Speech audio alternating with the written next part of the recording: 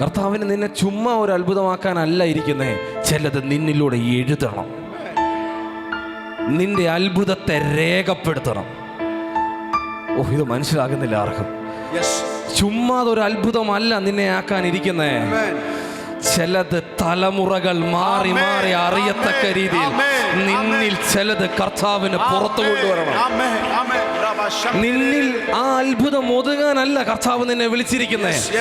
ആ വാക്തത്വം നിന്നിൽ മാത്രം നിൽക്കാനല്ല കർത്താവ് നിന്നെ വിളിച്ചിരിക്കുന്നേ. ആ വാക്തത്വം നിന്നിൽ നിന്ന് അടുത്ത തലമുറകളിലേക്ക്, ആ നിയോഗം നിന്നിൽ നിന്ന് അടുത്ത തലമുറകളിലേക്ക്, രാജ്യങ്ങളിൽ നിന്ന് രാജ്യങ്ങളിലേക്ക്, ദേശങ്ങളിൽ നിന്ന് ദേശങ്ങളിലേക്ക് ഇത് പകരപ്പെടും. ഇതിനെ വിളിക്കും റിവൈവൽ, ഇതിനെ വിളിക്കും ഉണർവ്.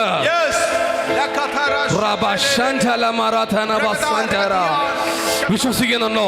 ഈ സഭ ഒരു നിയോഗത്തിലാണ് നിൽക്കുന്നത്. ഇത് ഈ സഭയിൽ ഒതുങ്ങുന്ന നിയോഗമല്ല, ഇത് അടുത്ത തലത്തിലോട്ട് മൂവ് ചെയ്യുന്ന ഒരു നിയോഗമായി ഈ സഭ ഇന്നു മുതൽ മാറുകയാണ്.